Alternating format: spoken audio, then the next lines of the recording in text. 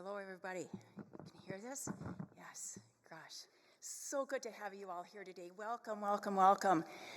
I was thinking this morning as I left the house about 7:30 this morning, I don't know why I would have thought about this, but I thought about the quote from Teddy Roosevelt, the man in the arena quote. Some of you are nodding your heads, you're familiar with that. But it talks about getting into the arena and how courageous people are who get into the arena. And I thought, all we have to do in this part of the world is live here. And the minute we walk outside, it feels like we're courageous and strong and bold people because we're walking out into temperatures that are 20 below zero. So I think the Lord makes it pretty easy for us to step into that arena, right? Yeah, so thank you so much for being here today. And thank you to those of you that are watching this online.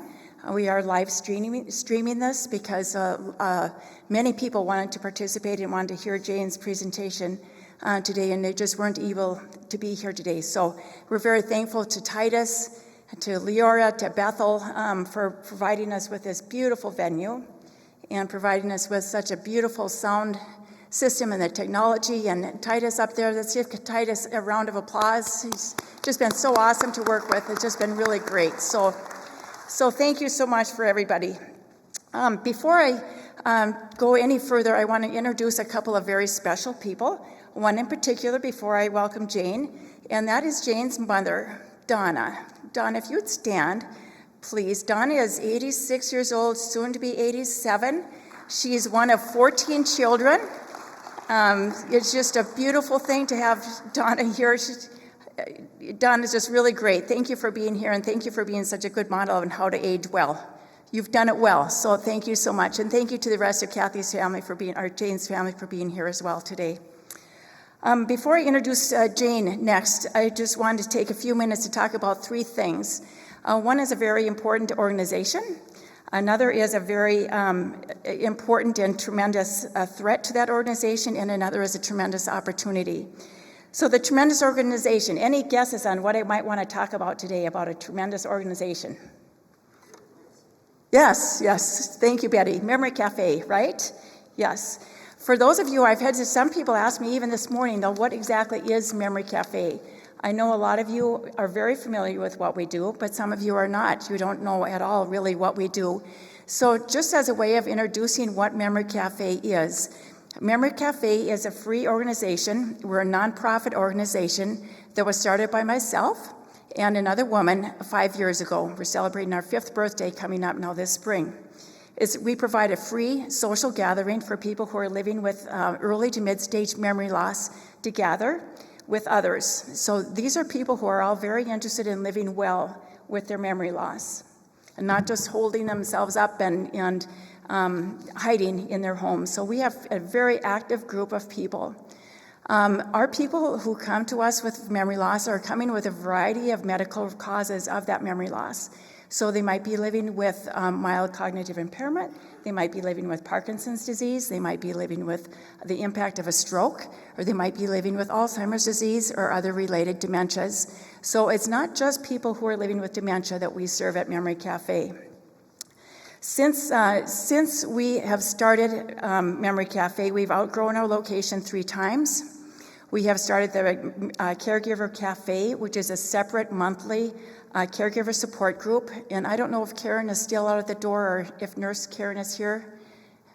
She's not, but that organization, that caregiver support group is run by Karen Butler, who actually attends Bethel, and she does a fabulous job on that caregiver group. It's very well attended. If you know of anybody that's looking for support, that'd be a good place to go, and we'd be delighted to help them.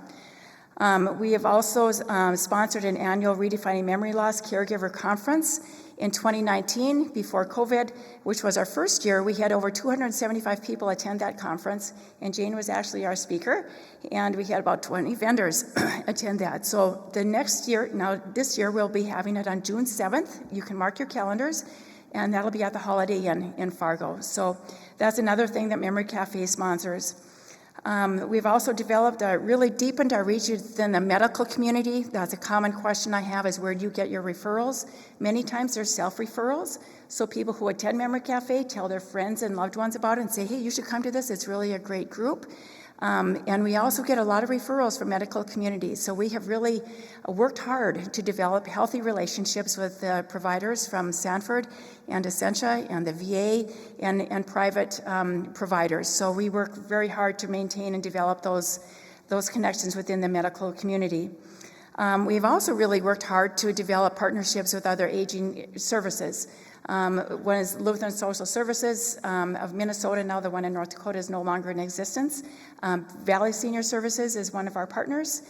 We work with TNT Fitness. We have a senior coalition, or some of the members of Senior Coalition are watching today.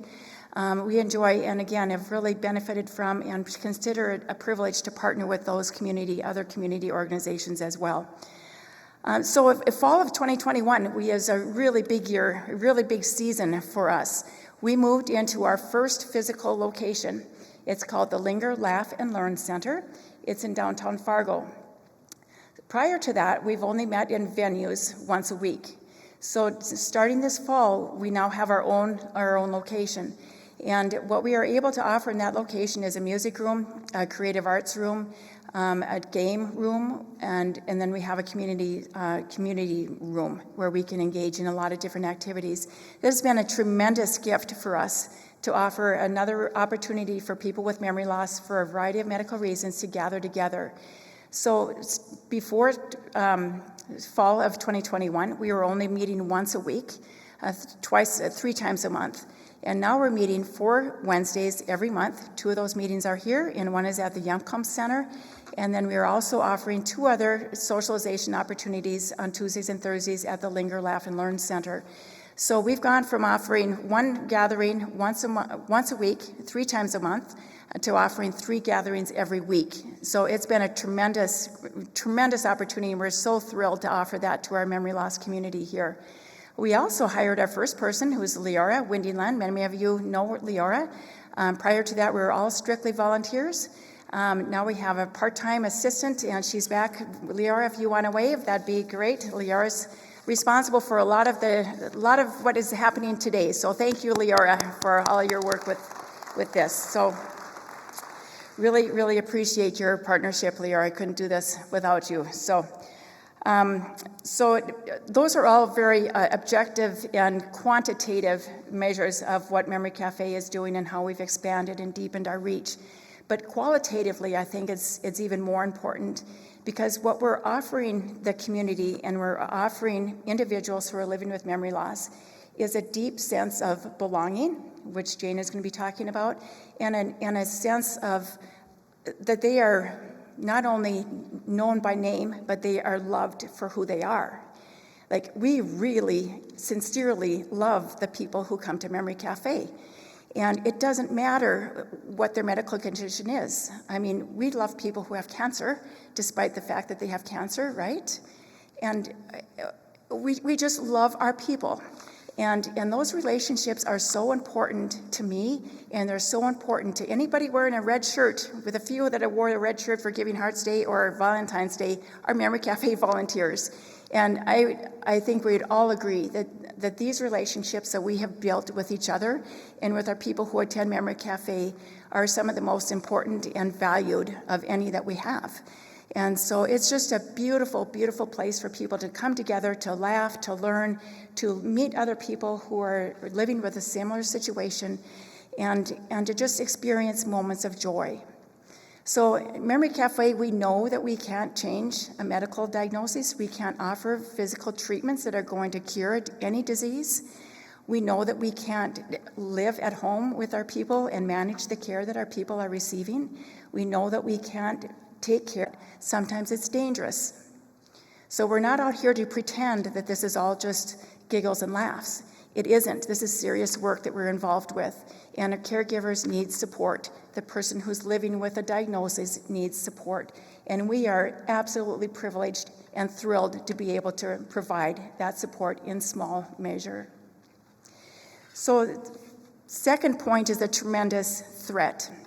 The tremendous threat for Memory Cafe is sustainability. We need to be building a sustained organization that's going to be around for the next 20 to 50 years. And it's an organization that's going to be around long after I'm not here. I'm just a full-time volunteer. And we know that the next person who's following in me isn't probably going to want to volunteer 40, 50, 60 hours a week to do this.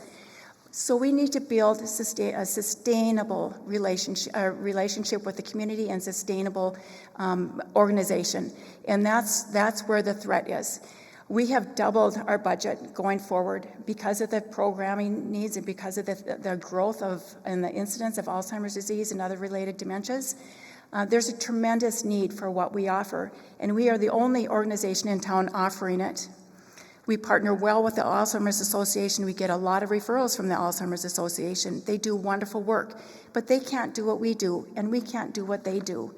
And so in order to build the sustainability, we need help. We need financial help. And I'm just thrilled to be able to stand up here and say this year for Giving Hearts Day, we raised $30,000 in a self-raised matching fund. And here's Betty's got another one.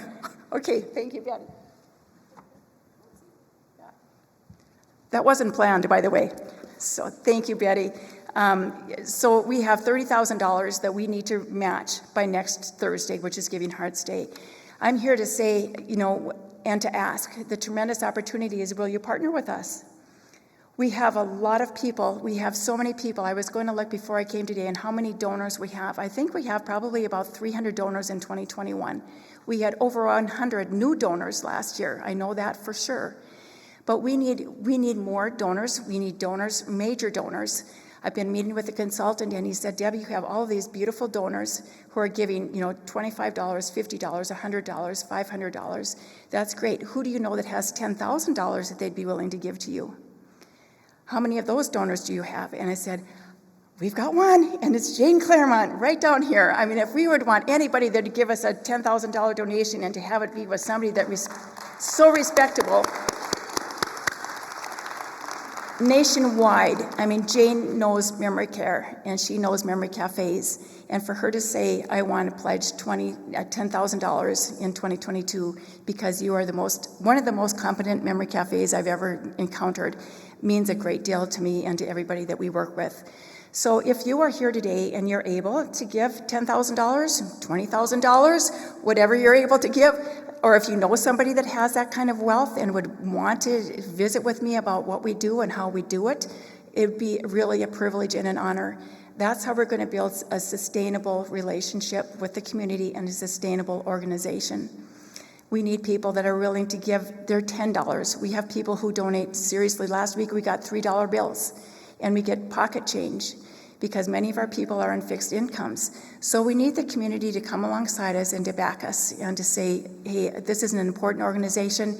You are a leader in the community in regard to Memory Cafe, in regard to memory loss, and you are changing the way people in the community view memory loss, either their own or as a medical provider that now says, hey, I no longer feel like I'm helpless when I diagnose somebody with Alzheimer's disease. There is an organization that will help you and come alongside you for the duration of your disease.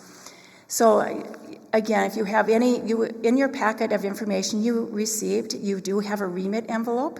You have information about Giving Hearts Day and how you can give to Memory Cafe on Giving Hearts Day, and a host of other really valuable nonprofit organizations that all do important work. I'd encourage you and welcome you to take a look at that. And if you have any questions, please seek me out or call us, or however you want to get more information about what we do and how you might be able to help us. I'd be very welcome to have those conversations with you. So before I introduce Jayne, I just want to give one quote. This is written by one of our major donors, who I met for the first time after Giving Hearts Day last year. I had no connection to him. I didn't know he even knew that he was aware of what we do. He gave us a significant donation on Giving Hearts Day last year, and then I, of course, contacted him to thank him for that. And one of the things that he wrote for us is an experience that he lived with 10 years with his wife, who lived with young onset Alzheimer's disease. She died a year ago in January, and I believe she was 61 years old. So she was diagnosed in her early 50s with this disease. And one of the most common experiences when you talk to people, and this includes both of my parents who lived with various causes of dementia, they will talk about the loneliness and the sense of feeling deserted by those around them. And that's what this gentleman writes about here. I'd like to read this for you. To compound the loneliness the disease dealt us was the loss and isolation that happened from what I thought would be a support system. Friends no longer called or came to visit. Our church family avoided us, as did our neighbors, and so on. Only a very few people decided to be part of our life during this pain. Having those very few people who didn't avoid us was a life-saving blessing. And so that's what we are. We are a life-saving blessing in a small measure to the people that we are privileged to work with. And I just thank you so much for being here today. I thank you for your interest in Memory Cafe, and I thank you for any way that you might be able to support us. So thank you very much.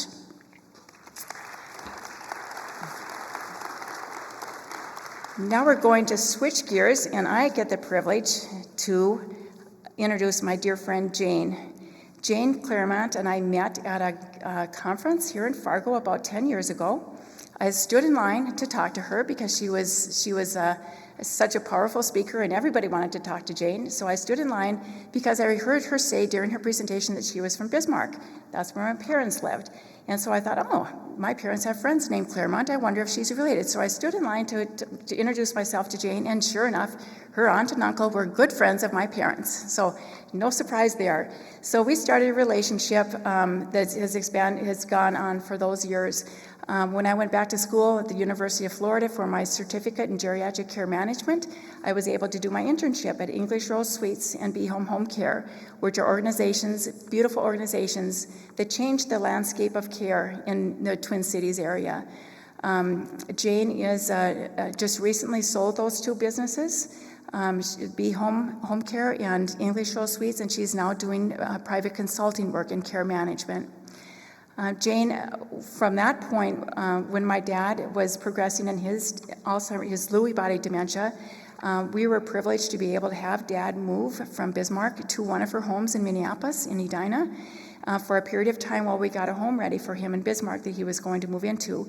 So firsthand, we understand. I can stand here and say Jayne knows what she's talking about, and she lives what she preaches. She lives a life of incredible integrity.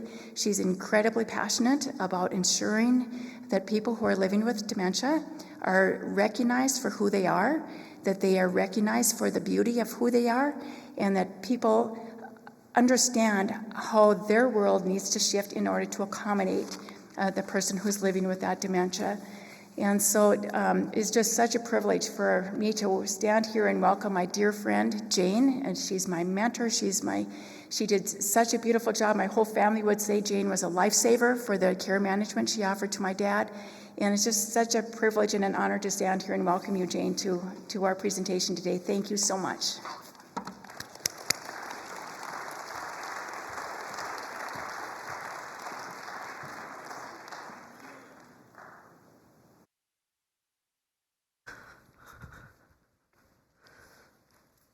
It is a privilege to be here, and the word that I would probably also use is verklempt, because working with the Lifford family was one of the joys of my life, and I feel honored to be here as well, to visit with you. So I want to start with something very important, and it's to understand who's here. I know we have a live stream, but I want to know who's in the audience. And I would just simply to let me know if you are a family member who came because of a loved one sitting next to you, the care partner, not the person living with. Could you just raise your hand? So you're a care partner, okay, or caregiver. You can raise your hand. Yes, very much so. Very important. I'd like to understand also, for people that are here as a professional, who is a professional in terms of you're working in the world of care? Can you raise your hand? Okay. I'd like to call out somebody that's in the audience. Michelle came up to me. I babysat Michelle when she was a little girl in Bismarck, North Dakota. and her father was one of my most dear teachers, and I got to get reconnected today, so what a gift, Michelle, to have you here. So I want to take some time today, and I want to talk about, I think, how I try to look at dementia differently. And I think Memory Cafe does that. I believe strongly that, and I served as the board chair of the Alzheimer's Association in Minnesota, and including North and South Dakota, and we'd have support groups and we had meetings and whatnot over the years that were very important. And it seemed to change a little bit. When 911 hit, it was kind of like a dramatic change in what the association had the resources to do, etc. But what I always felt certain of is that living with dementia, and I didn't ask you in the room to raise your hand, and I'd be happy to have you raise your hand if you are living with. If you're comfortable, if not, it's okay. But it was about belonging in those support groups, those meetings that the Alzheimer's Association did, that I always wondered, people living with dementia, did they get to belong? Did they go to these meetings, maybe like Al-Anon or AA? And I really feel that when memory cafes were established, it was just for the right reasons. It was a ripe opportunity, probably close to 10 years ago. So I start with that to tell you how fortunate I feel to be here with you. So when Deb and I were talking about, what do we want to call this conversation today? It's a place to belong. And I know when you walked in today, you should have felt that. Such a warmth that comes from Memory Cafe of the Red River Valley. It's amazing. I got the opportunity in November to meet up with Deb for a cup of coffee, and we sat at the new building, and I sat there and I thought, this is just such a rich gift. And I knew about the building because her dear father, it was one of those buildings that he made all the kids come and help paint and scrape wallpaper many years ago. And again, a place to belong. So I want to talk about some terms. And these are terms that come along when you take care of people living with dementia, or you yourself, when you think about a place that I want to go home to. And I want you to understand that why do you think people use that term, that are living with dementia? And for a lot of you here who are much in a different place earlier in memory loss progression, you may not use that term. But people living with dementia over time will use this phrase and use it often. And what's frustrating for me is that we don't understand what it means. And I'm here today to talk about what home means in reference to belonging. And belonging is being in this space today. Home is a place for all of us. In the old language of sundowning would have been what you would have said. If somebody was living in housing and they said, well, they're sundowning in the afternoon, and that's why they say they want to go home. And I say, no, that's old language. Because if we understood what people meant about home, it would be about where we are growing up, a place where we belong. It's the smells. I think about growing up in Bismarck. Home was a place that my mother made sure that it was clean. It was a clean place to live. It was a loving place. And home is a feeling. It's not a place in terms of the distance of saying, I live here now. It's those smells I just said. It's the hugs. When you walk in to Memory Cafe, even with COVID, I bet you get a hug, right? And I bet that, today when I walked in here, it was like, do I do a side kind of arm or do I give a hug? Well, I've been boosted and vaxxed, and I'm hopeful that I may get COVID, but hopefully I have the resilience to be okay with it. But what I want you to think about, even today, in caring for people living with dementia, we have to feel that sense of love. There's a wonderful book, if you haven't read it, it's called Dementia Reconsidered. Tom Kitwood. Has anybody read the book? Deb? I think I recommended, Deb, you read that book years ago. It was written by Tom Kitwood. He was a PhD from England, and he talked about that sense of well-being and that sense of ill-being. And I think it was so important, particularly for those that are here that are in a professional level. You really want to start to think about your life with people living with dementia. And the goal is to help create that sense of well-being, that sense of belonging, that sense of connectivity.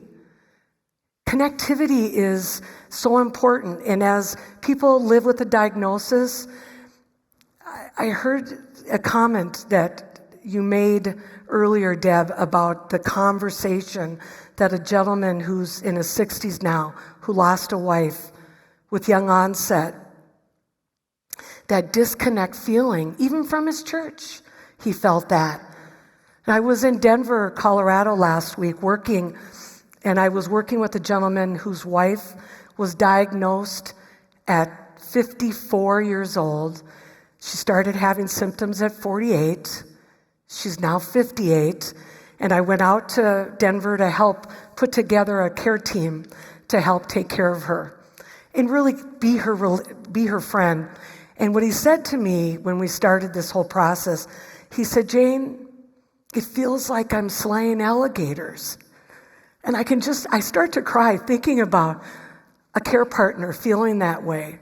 And I want you to really understand that the Memory Cafe, the beauty of it is you don't walk alone anymore. You walk alongside other friends that have a similar situation. So we want to think about belonging, the importance of rhythm in your day, the importance of rhythm in your month. It's all going to make sense as you kind of see today how I bring the presentation. So the Wizard of Oz, Dorothy was looking for something. She was looking for home. She was looking for a place. She wanted to get back to Kansas, didn't she? And her whole way, she met these people along, the Scarecrow, the Wise One, the Oz, and her goal was to get back to a place where I felt belonging. And that's really what I want you to be thinking about moving forward, is that your relationship with your loved one, your husband, your wife, your grandmother, it really needs to be connected now to those feelings of love and purpose and connectivity and the growth of opportunity for learning. That's the gift for all of us to be here today. And somebody said, well, I can learn something. That's why I'm here. The gentleman behind me. That's why we're here. We're here to learn and we're here to grow together. So part of what's important as part of the rhythm of your life, and there's a life story outline, Deb, and originally when I sent everything, I failed to make sure the person that helps me send that life story. Is there anything at Memory Cafe right now where people actually write their life story through an outline? Is it provided to them?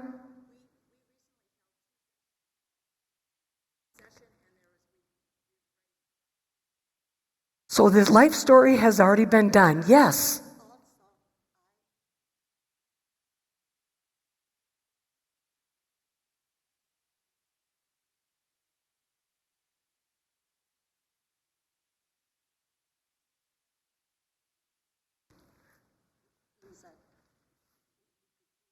Yes.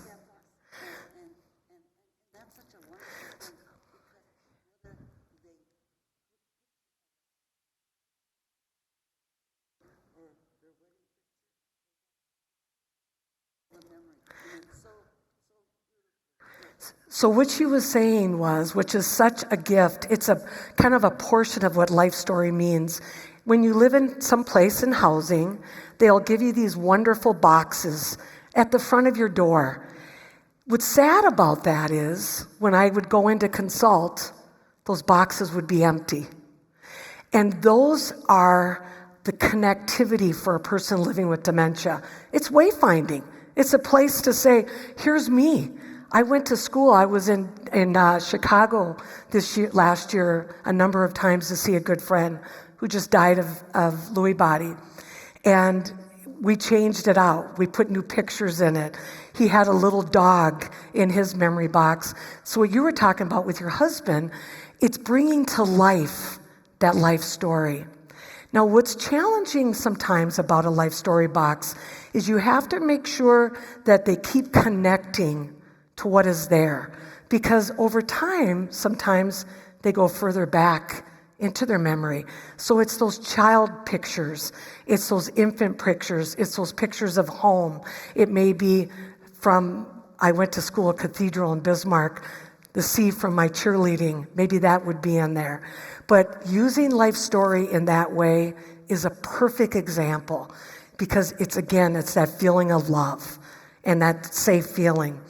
But when we think about the philosophy of life story, it's affirmation.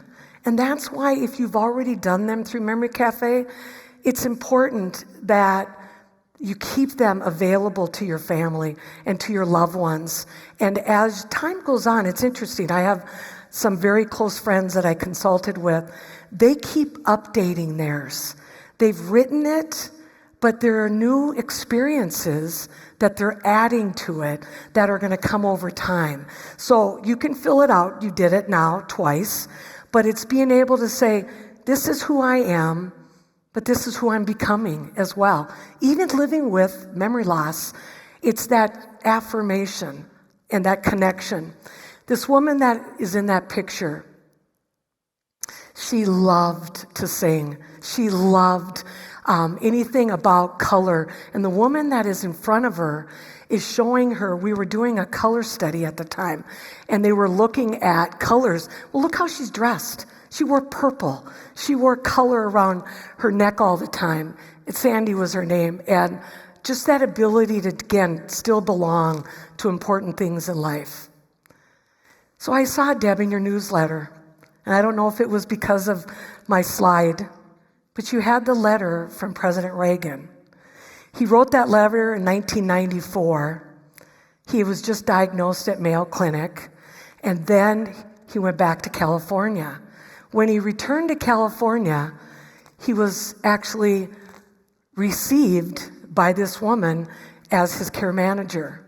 She was hired, and I heard her speak at the National Alzheimer's Conference. I think it was 94, right after he was back home in California. And I waited in line to talk to her. There was a long line. I finally had to leave to go to another session. She came up to me the following year in 1995, and we became friends. And we've been friends since 1995. But she told me one story about President Reagan, about belonging. And what it was is that was his office. So when he went back to live in California, many years into his disease progression, he went to work every day. He went to work about 10 a.m., and he worked till about 2 p.m. And directly just next to that office, on the left of him was where his roll-top desk was, and to the right was a conference room where he would have people he would receive for lunch. And it was wonderful, the story she told. She said, Jayne, he had a handler, and the handler would set up his lunch, and it would be like his memory book. President Reagan, isn't it true that you were responsible for the ending of the Cold War? And he could either respond with full, direct conversation about it, or it may be, yes, that's correct. I did do that. It was always that affirmation. And so as I talk about life story and I look at daily life, it was his routine. And that was what Nancy made sure of, that he had his routine long into his life, into his disease progression. He still went to work. What's also interesting, and this came from a good friend in California, and she goes, Jayne, I'm going to tell you something that most people don't know. She would not let pretty caregivers be hired. And I said, what do you mean? And she goes, they couldn't be good looking. So the nurses, if they were good looking, they wouldn't be hired to take care of President Reagan because Nancy wanted them to look a little bit on the dour side. And I said, Nancy, to my friend, I said, you've got to be kidding. She goes, no, I am serious. His caregivers were not the most beautiful. And I said, well, he had a great heart, and Tony was his care manager for almost 3 years. The spiritual connection, coming to Bethel.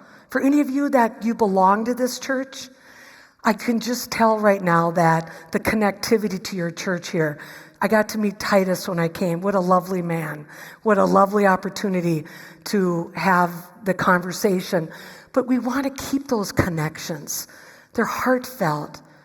They're deep and rich. And if you're not getting that sense from your church right now, I challenge you.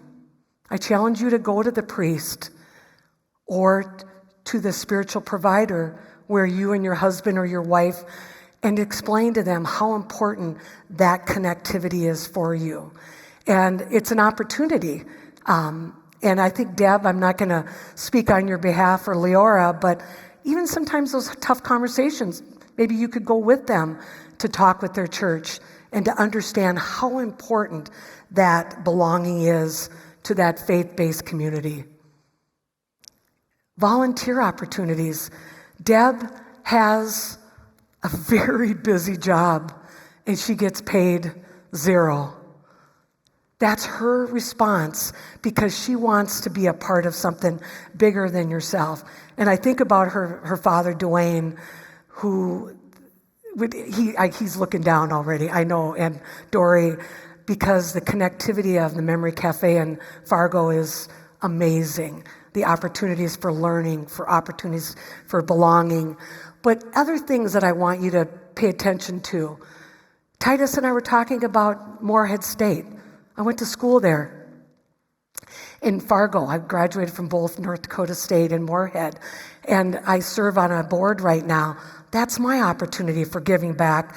So don't miss the connectivity for yourself, or for, even if you're in a professional role right now and you're having a place where you professionally work, an assisted living, take your residents out to the university to be a part of things and bring university back to your residents.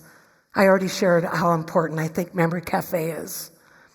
So something that I found is really a difficult conversation along this pathway of having memory loss is these information cards. And I asked Deb to provide these today for you. And when you leave, I don't believe they were handed out yet. But I want to tell you about a couple stories that come to mind related to these. But I want to start first with a wonderful, quick story from somebody living with dementia. And he says, I heard someone whisper the other day, my father has Alzheimer's. I just gave him a big hug and said, you don't have to whisper. Shout it out loud. I am not ashamed, and I have Alzheimer's. His name was Gary. All my neighbors are aware I have a problem. There's no ridicule. There's no stigma. And so I wish we would get it out of our minds that we've done something that we need to go hide under a table. Why I say that is these cards. And most important for you that are living with dementia, I don't want it to feel like a badge of honor when I say what I'm about to say, but there are times when you struggle. You struggle with words. You struggle with thoughts. You struggle to communicate. And sometimes even using words like Alzheimer's or Lewy body if you have a diagnosis. But sometimes it's just simple. Just give them a card. I'm living with dementia. Can you please be patient? I shared this, and I've been sharing it for many years, how important I think these cards are, and particularly for somebody living with dementia who doesn't have the insight. So keep in mind, I think a lot of you living or here today, you understand you have a diagnosis of some dementia or some memory need. But a lot of people, as they go through their disease progression, they lack the insight to recognize. And I'll give you an example. I had a resident that I cared for, and she was at the zoo in Minneapolis, at the Minnesota Zoo, and she was looking at an exhibit, and she was with some of our staff, and there were two children in front of her, and they were kind of blocking her view of the exhibit. And instead of saying, maybe, can you move? She kicked one of the kids really hard. And the mother was near that child and turned and looked and was so upset and started to scream at Fran. Well, Fran didn't understand why this woman was upset with her because, again, she lacked that insight. And at the time, we didn't have these cards. But later on, I had these cards made. And I expected my staff to carry them with them. And it was wherever we went on outings. It was our calling card. Before we walked into a restaurant, we would let people know, the people I'm with have dementia. Just be patient with them. So I have clients right now in New Mexico. And I've been helping this family for about 2 years now. And early on, I trained the staff that take care of this woman, and she's probably has one of the highest EQs. And I measure emotional intelligence as well as intellectual intelligence. So I said to her caregivers, you're going to want these cards because this woman is extremely intelligent, and she'll walk in and she'll read a room, but they don't know that she has a dementia. So I'll give you an example of what happened for me to observe her.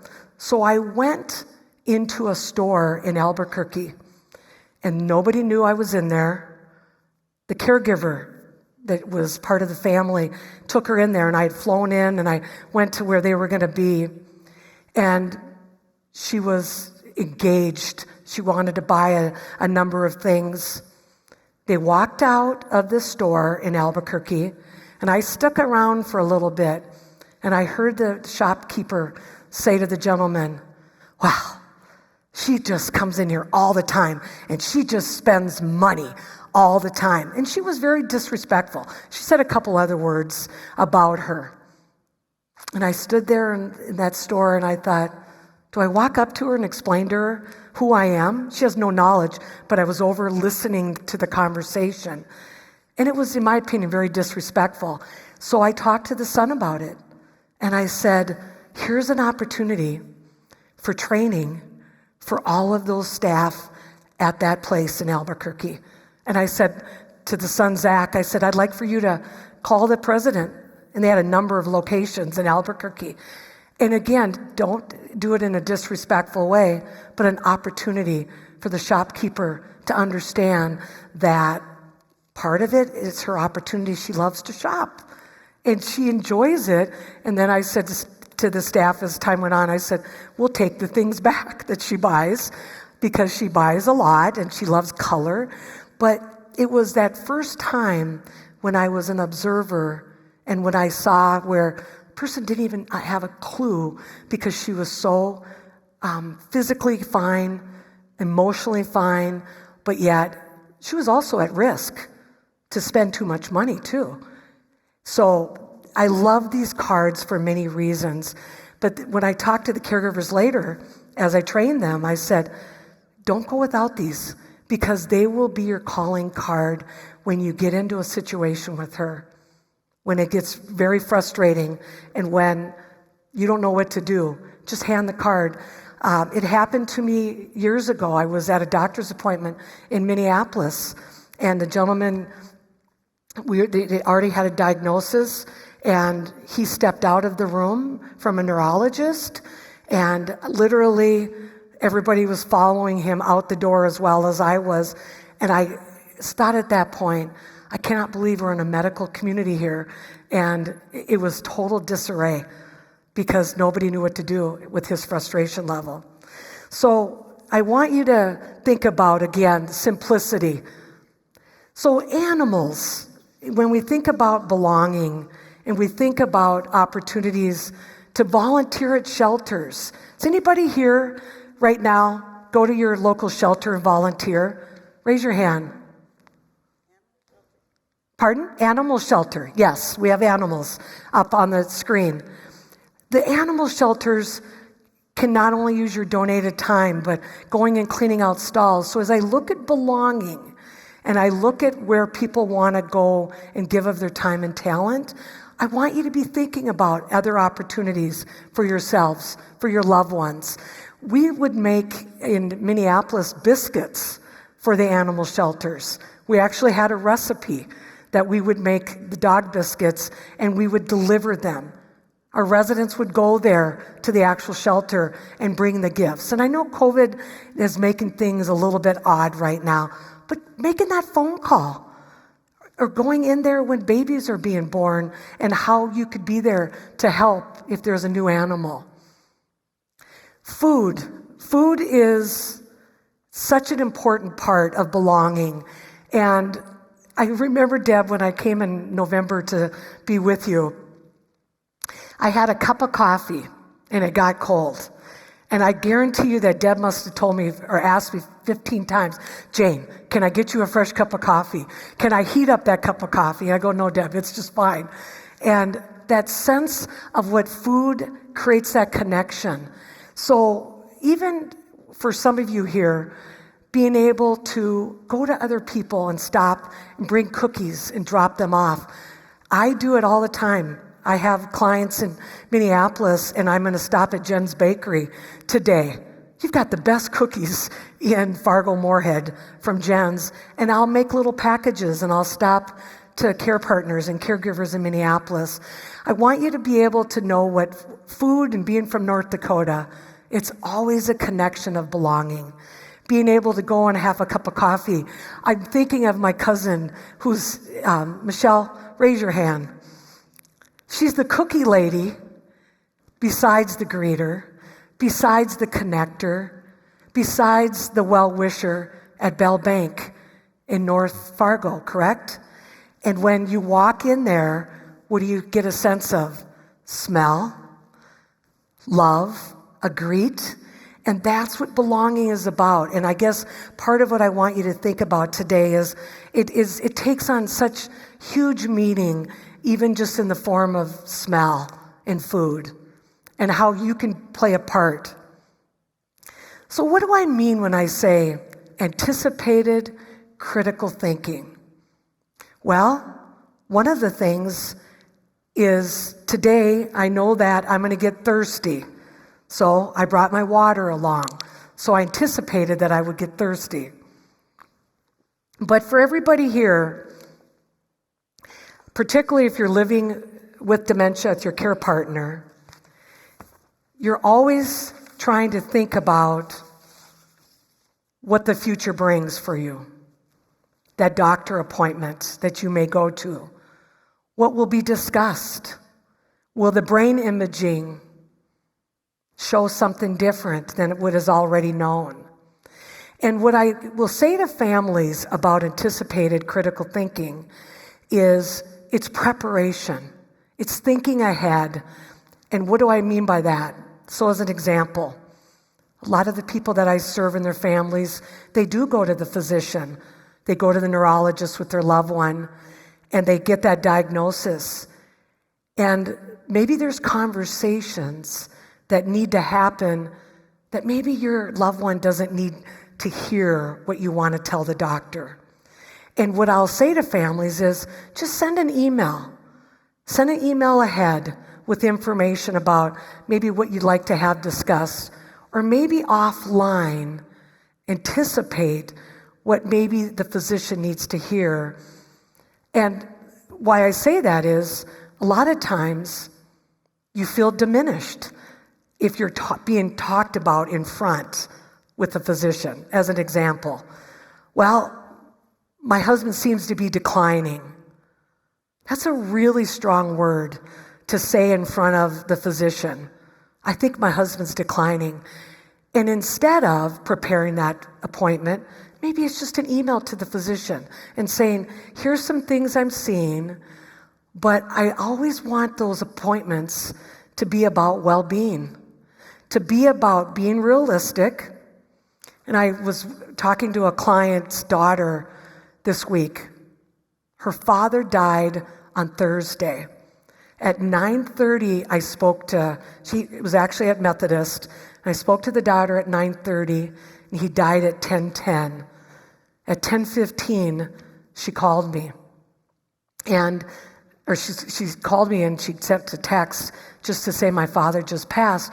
But why I'm telling you that, in terms of that anticipatory, she said, Jayne, when we went to see Dr. Hockey on Monday, it was 2 Mondays, actually, it was 2 Mondays before he went in the hospital. She said, prepping the physician for the conversation about driving, my dad's going to bring it up. I know he will. And he did. And he said to Dr. Hockey, he said, I want to drive. And Dr. Hockey, this wonderful neurologist in Minneapolis, he said, yes, so-and-so, I know you do, but that's going to be for another conversation.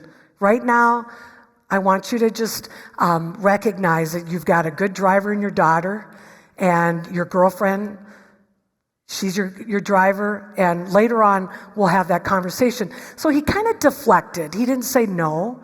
He didn't let him lose hope that maybe someday, but he was real respectful. And what this daughter said to me, she said, Jayne, it was a conversation with the physician.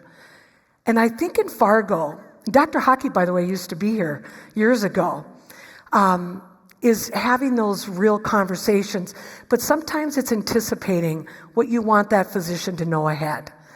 It's also planning for trips.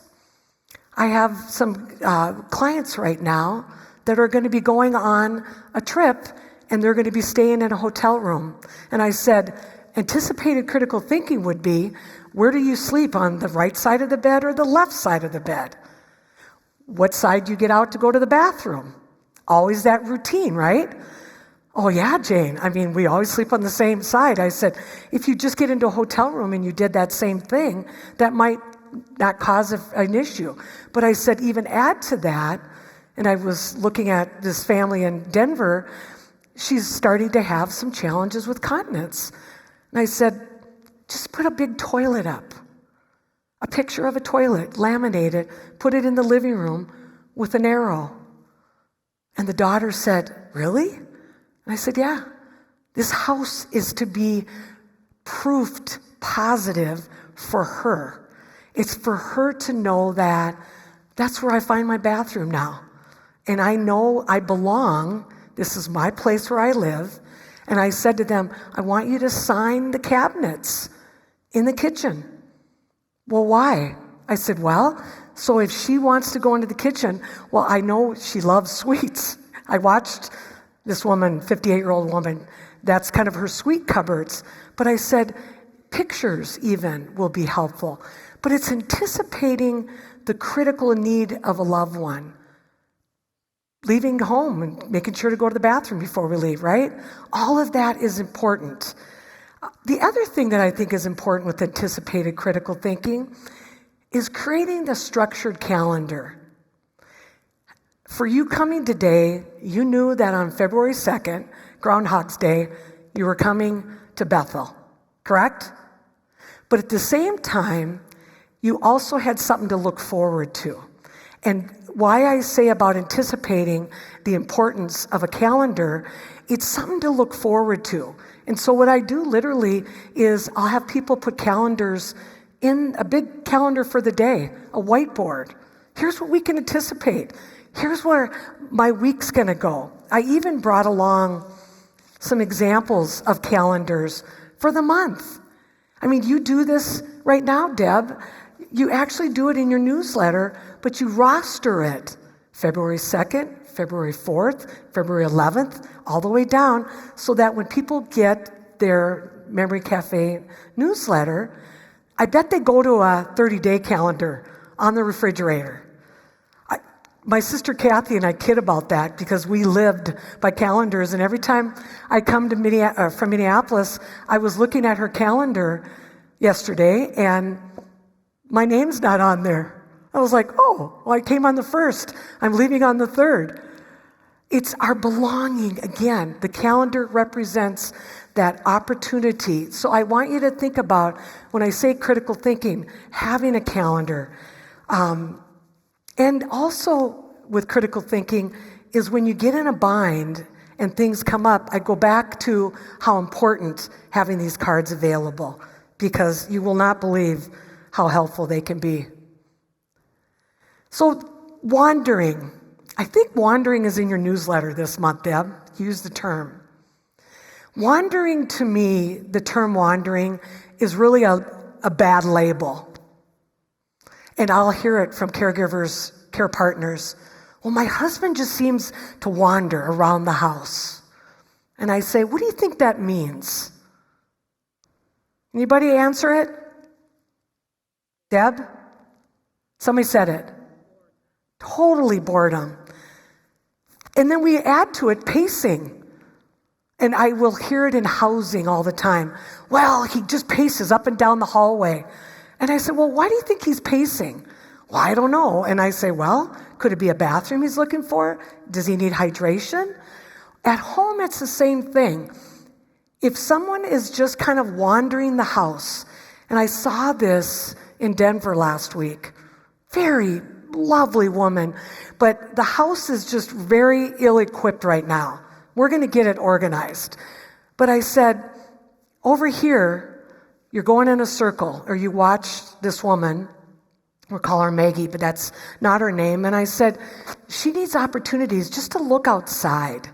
There's no chair by the window. In Denver, they get some storms, so it's not as good to go outside. She actually is going to a rec center now and loving it. But I said, you want to look at your household, and you want to be able to say, what does it feel like? Belonging is a sense of love again. Back to that Dorothy feeling. I've seen where people just stand up and down where they're in their kitchen, and I'll come to visit, and their wife will get up and sit back down, get back up. A lot of the time I'll say to a husband, I just actually did a consult in Minneapolis right before Thanksgiving, and she kept doing that. And I said to her, if you're more comfortable, there looks to be better chairs over in the living room. And she gave me a big smile, and that's what she did. She went and got in her chair in the living room. And I had said before I came to visit, it was interesting because a lot of our conversation was about her in front of her. And I said, I just want to make sure that she's comfortable with that conversation, because we're going to be talking about some difficult things. We talked about incontinence. We talked about some things that she got a little sad. But when you think about that standing up and down, what does it mean? So belonging is being able, pay attention. Pay attention to the words that aren't spoken, to the physicalness.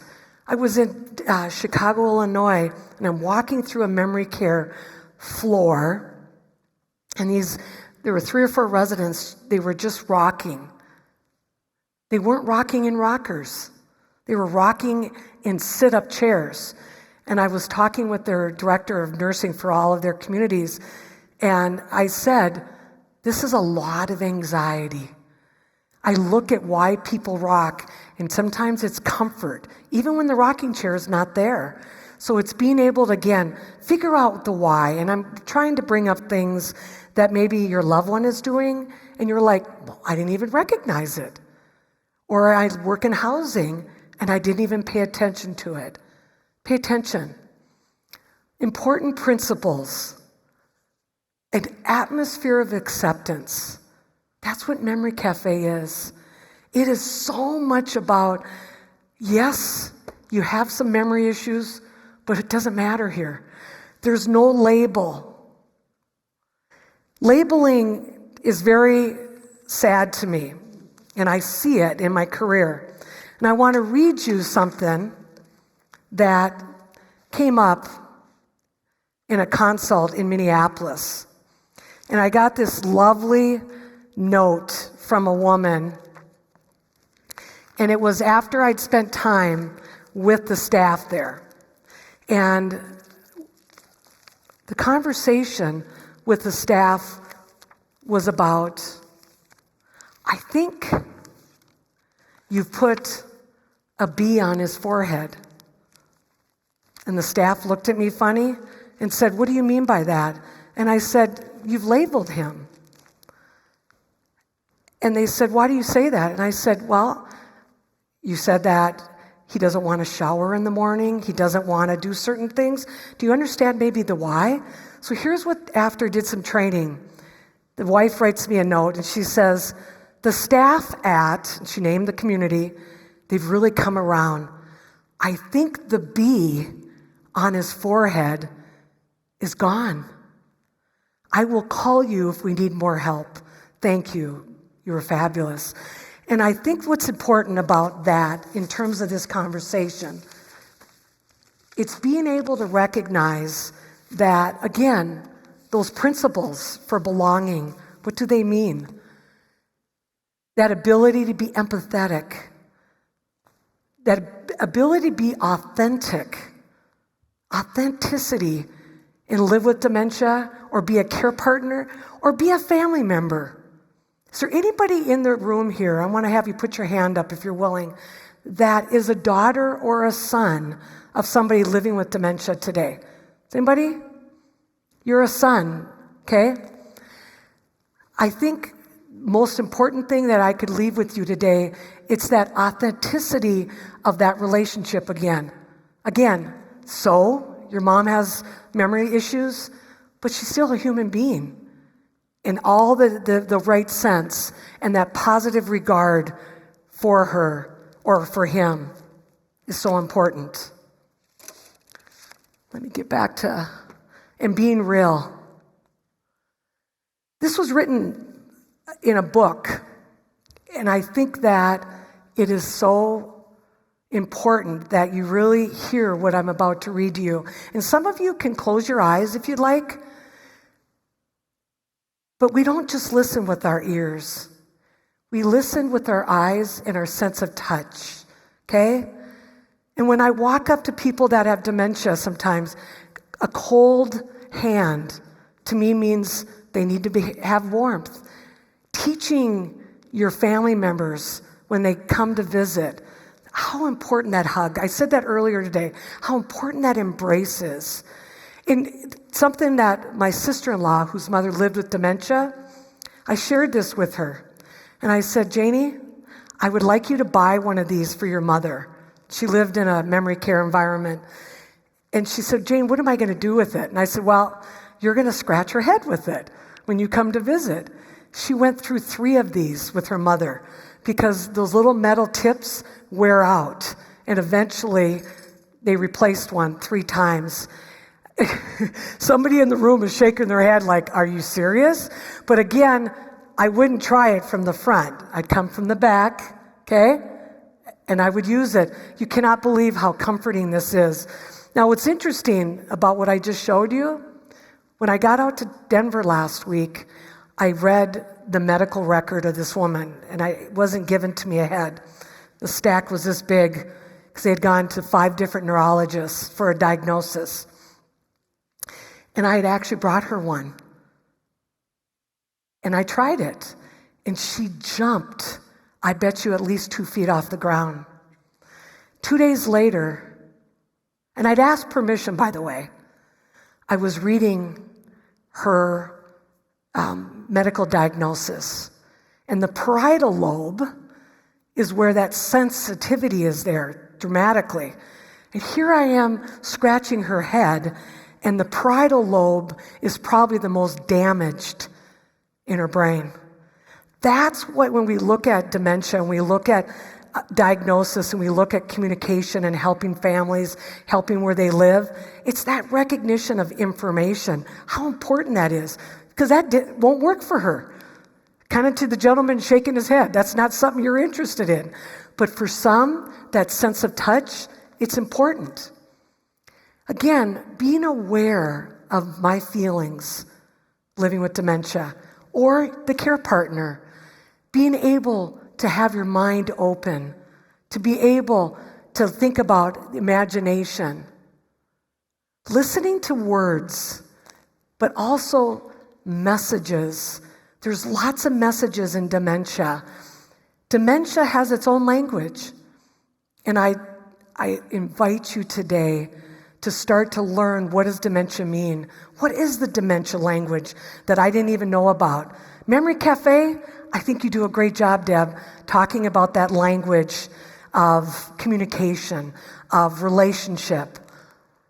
Listen to the sounds and listen to the silences. So name tags, how important are they? They're everything. You shake your finger up. I had a situation with 2 different families where I made the recommendation. And the size of a name tag, having a big name, right? For us that age at 60, I'm looking like this to see a name. I did it today, I think, with Michelle. I was trying to see what your name was when you came up to me. But wearing a name tag when you're living with dementia, as well as your loved one. And I went out to California to consult with a family, and I was talking about the importance of name tags. And the family they thought that was so odd. And I said, so Richard comes to all of the family parties. And I said, you have sometimes over 50 people there. Can you imagine what it's like for him to remember the grandchild's name, let alone who he's connected to, let alone the next level?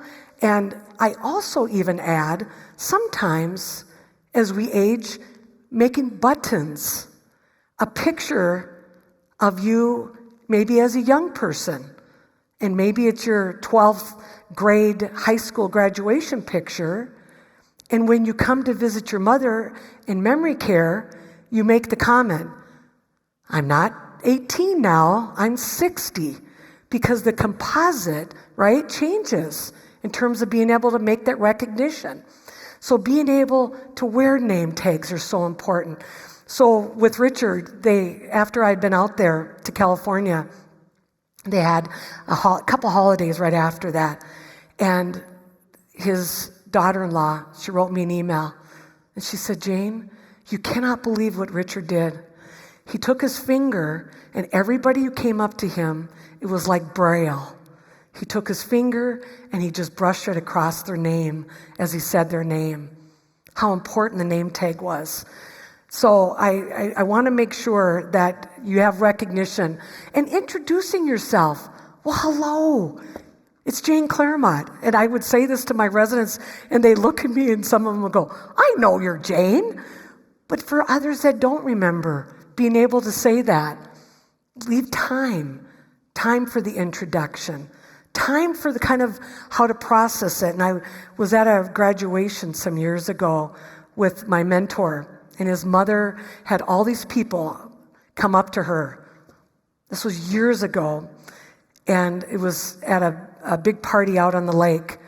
And I watched her frustration as each person came up, and there was a caregiver next to her. And on Monday morning, I went into my mentor's office and I said, I was recognizing your mom had a lot of frustration at the graduation this weekend. I think the next time that Betty comes, just make sure that everybody has a name tag, and whoever's there doing the introduction makes the connection for her. And he goes, you know what? That's a good point, Jayne. And I said, we forget things like that. We also forget it's important just to simplify. Simplification is everything in my book. I'm going to tell you one other story about a name tag before we have discussion. And I want to open it up for any questions as well. And I'm going to come down and I'm going to have a microphone so that you can make a comment or have part of this conversation. But I was helping care for a gentleman in Minneapolis. He had 2 children in their 20s. And early on, and I helped serve this family for well over 7 years. But I remember saying to the son, I would like for you to get name badges made at some point. And he looked at me and he goes, Jayne, why would we need that? My dad knows who I am. I said, there will come a day when he may not know you. And sure enough, probably 5 years into his dementia digression, he went to visit him, and his father said to him as he was leaving, and I won't use his name, and he said, I'm glad you came to visit blank. And the son said, I walked out of that memory care, and he said, I just stood there and just cried. He said he hadn't said my name in a long time, and now by wearing the name tag, I know it was his bridge. It bridged memory for him. It bridged support. So I want you to be able to be thinking about that simple things along the way will make all the difference. Having these simple cards to hand out.